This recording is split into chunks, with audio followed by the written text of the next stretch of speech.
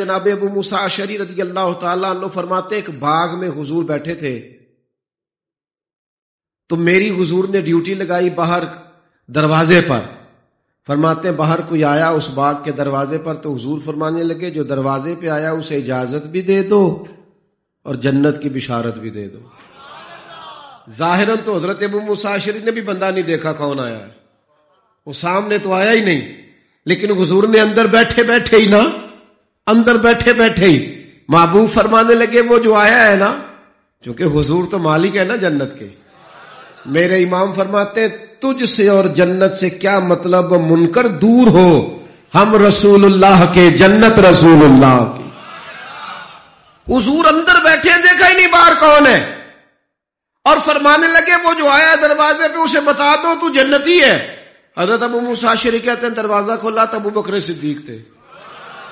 یہ دیکھو کن کے نام جنت الاٹ ہوتی ہے اور بار بار انہی کا قرہ نکل آتا ہے, انہی کے تذکرے ہونے لگتے ہیں, انہی کا ذکر. سیدنا صدیق اکبر فرماتے ہیں تھوڑی دیر کے بعد پھر کوئی دروازے پہ آیا, حضور فرمانے لگے اسے اجازت بھی دے دو اور جنت کی بشارت بھی دے دو. یہ سیاستہ میں حدیث موجود ہے. فرماتے ہیں میں جو گیا دروازہ کھولا تو دروازے پہ فاروق اعظم تھے.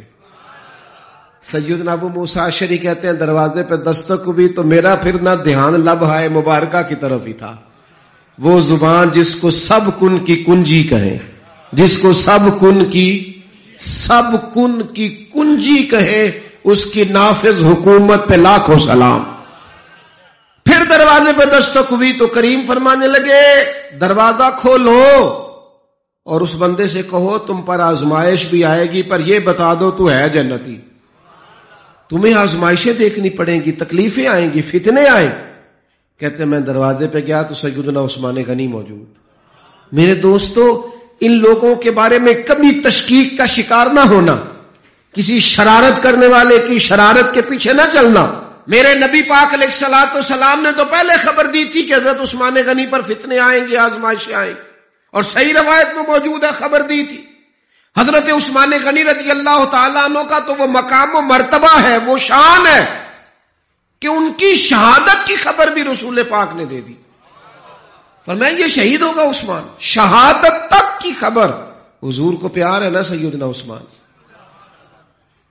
نبی پاک صلی اللہ تعالی علیہ وآلہ وسلم احد پہاڑ پہ گئے تو احد پہاڑ کانپنے لگا. کون تھا حضور کے ساتھ؟ حضرت صدیق اکبر تھے, سیدنا فاروق اعظم تھے اور حضرت عثمان غنی تھے.